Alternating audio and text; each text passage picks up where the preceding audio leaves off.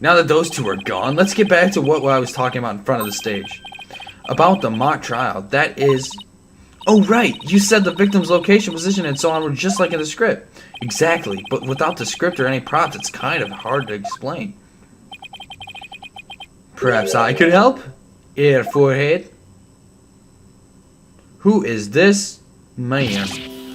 Prosecutor Gavin, what are you doing here? You two seem to know each other. Is someone going to introduce me? Why do I believe we have a fresh face here? Greetings, Fraulein. I am Clavier Gavin. Some know me as prosecutor, but I'm most famous for my former rock band. We were quite popular, you know, but regrettably the band went kaput. Perhaps you've heard of us? The Gavineers? I was the lead vocalist.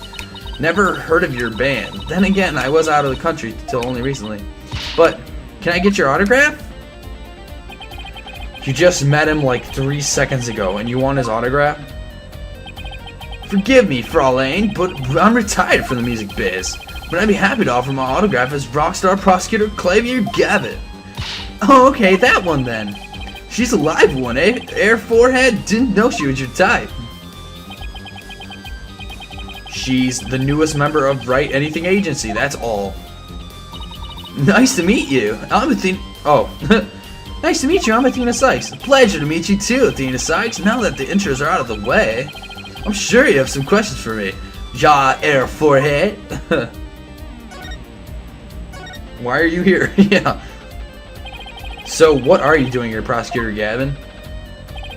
I'm here for the same reason as your boss, to give a lecture and training seminar. So he's the famous prosecutor they invited. And I have another crucial role to play. The Gavineers are getting back together for a one-time special performance. Even though you guys disbanded? Which was a shame, by the way. Really? Yeah, I know. How much you adored our music, Air Forehead. Anyway, I studied abroad in Germany to get my badge early, but I did graduate from here. Wait, so that performance Junie mentioned? And I see you already heard about that. One student representative was selected to sing with us on stage. And the stage is supposed to look like this tomorrow? 2 big banners and a pair of wicked statues. This is just an illustration, but it's not that bad. Wicked statues? Wait, are these supposed to be you and Mr. Wright?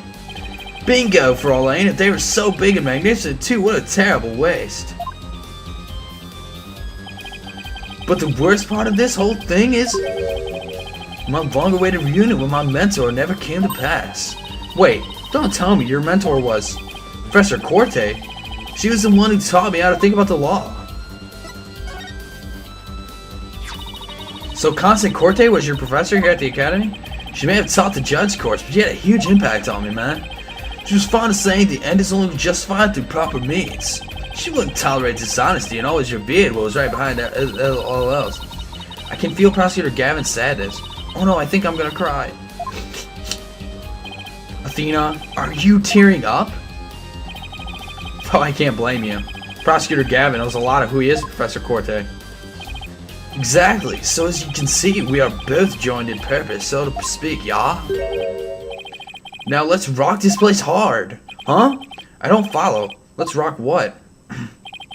Forget already? Air Forehead, I said I'd help you explain the mock trial. We're going to reprise it right here in the lecture hall. It might help us catch your killer.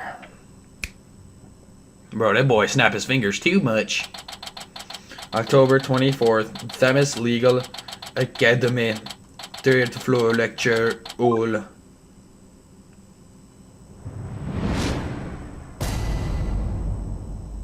All rise.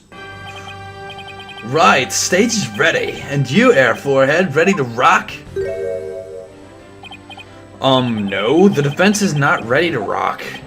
You saw the actual mock trial earlier, right? Just relax, you'll do fine. Besides, we have the script right here. Junie's masterpiece, the one everyone's been talking about. Yeah, and there's only one in existence. I borrowed it, if you will. Now, Fraulein, we'll need you to play the part of defendant judge as pair of the script. Okay, got it. I've only read the case outline so far. I don't know how it actually turns out, so I'll treat this like I'm prosecuting a real case. You, Air Forehead, will play the part of a fledgling lawyer, a role you were born to play. All the evidence is also here with us. We have everything we need to reprise the mock trial. Tres bien. Let's get started. Defendant / Judge Athena Sykes is psyched and ready to rock. Court is now in session for our reenactment of the mock trial. Or what I like to call the mock trial. Yeah, a double mockery perhaps, but a trial is still a trial. Achtung, baby, it's no holds barred. Let's rock. Aw, can't we take it easy today? It may just be a mock of a mock, but there's only one way to compete. You play to win. So to remember, each time I catch you slacking off, I'm holding you in contempt of court. Great. A judge that voices her own objections and abuses her judicial powers.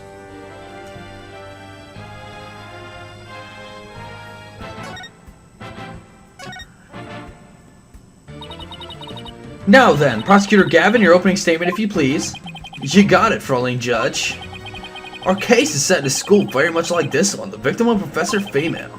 The defendant, an archery club member, also female. Oh me, oh my, I'm innocent. Innocent, I tell you. That's some seriously bad acting, Fraulein.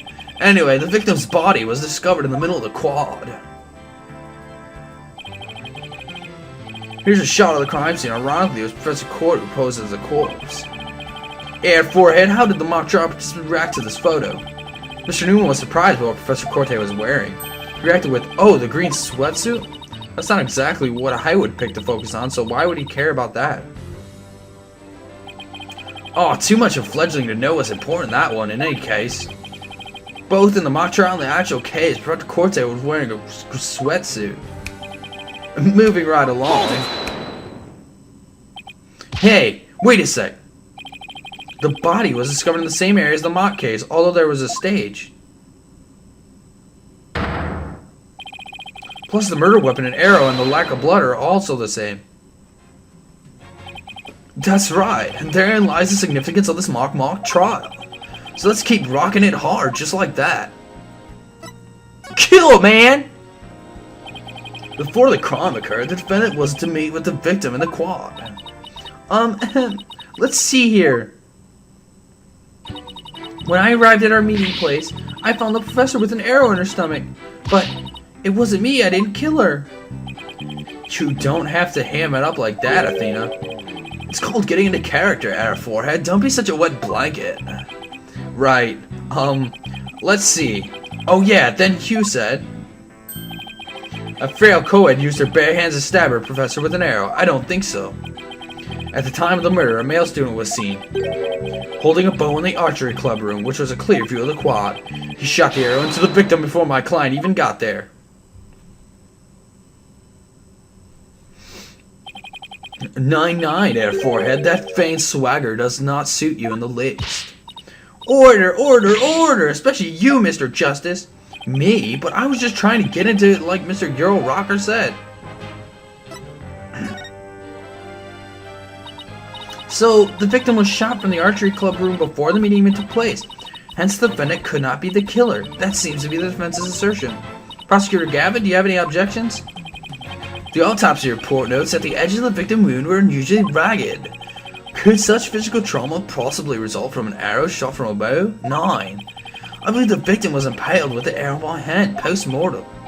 In short, the real murder weapon was not the arrow at all.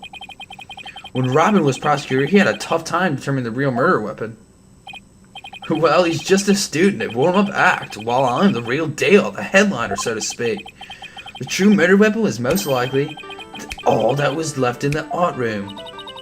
And all? What's that? And all, you say? What might that be? It's a kind of tool used for poking holes in paper, wood, and other materials. It's kind of like an ice pick.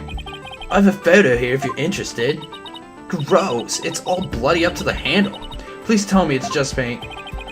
Most likely, Fraulein. Pretty realistic, yeah. Let's just pretend it's real blood for now. The defendant's prints were lifted from the murder weapon. Furthermore, traces of the victim's blood were discovered in the art room. That's where I believe the murder actually took place. So, the question now is, how did the body get from the art room to the stage? The murder took place in the third floor art room, but the body was found in the quad. It must have been quite a chore moving the body all that way. Not at all. There's a maintenance area and storehouse right outside the art room. And a cart used to carry balls around was found there. Oh, I think I've seen one of those before.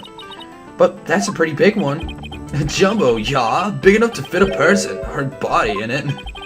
Defendant was dropped the body from the art room window, then moved it with a car. That is how a high school girl could easily move a body all by herself. You don't say! Objection! A body dropped from 3 stories up shows signs of massive blunt force trauma. That may be true, but you failed to account for the large high jump mat in the storehouse. A body dropped onto such a mat would show no signs of blunt force trauma. Yikes! It's almost scary how similar this whole case is to the mock trial proceedings. Quite the crafty killer. I'm gonna attempt to cast suspicion on the archery club. They moved the body to the quad, where it would be an easy shot from the club room. Then the killer faked a murder weapon by inserting an arrow into the old stab wound. Sounds like he has only high praise for Junie's script. Were there any further arguments from our defense? Nope, it seemed like the teacher who was playing the judge was satisfied too. Time for the finale then. Your verdict, if you please, Fraulein Judge. Huh? Oh right, that's me. Very well, this court finds the defendant, Juniper Woods. Wait a second. Even if this is just a mock trial of a mock trial, I don't want to declare Junie guilty. Yeah, perhaps that's not such a good idea. Let's end our mock trial here. Besides, it's about time I get back to my investigation. Thanks you two. That little run through of the mock trial cleared up quite a few things. Act 2, baby. The prosecution's already got a witness sized up too. That was quick. Prosecutor Blackwell's almost too good. You're sure in a helpful mood today, Prosecutor Gavin. Well, like I said, I just want to catch whoever killed Professor Corte. And there's no reason for me to start butting heads with you two. Anyway, I won't say goodbye, as I'm sure I'll be seeing you later.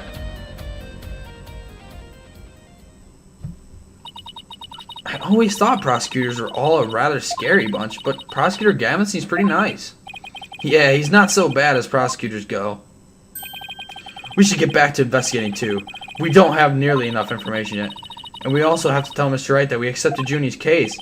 Right. Looks like we have their work cut out for us.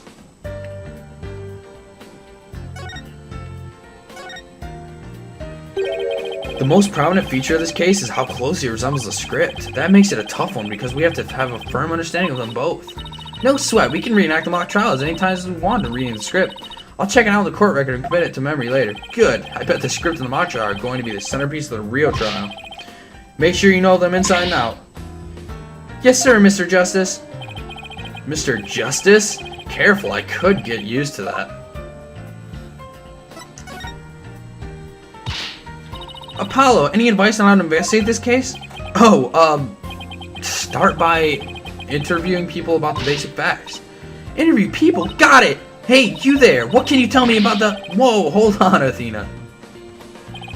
The trial's tomorrow, so try to limit to people with some relation to the case. Okay, got it. Limit the interview pool. Right, you might also want to take it down a notch, otherwise you'll be dead by tomorrow. He wants me to calm down at a time like this? Junie's fate rests in my hands. I just have to win this one.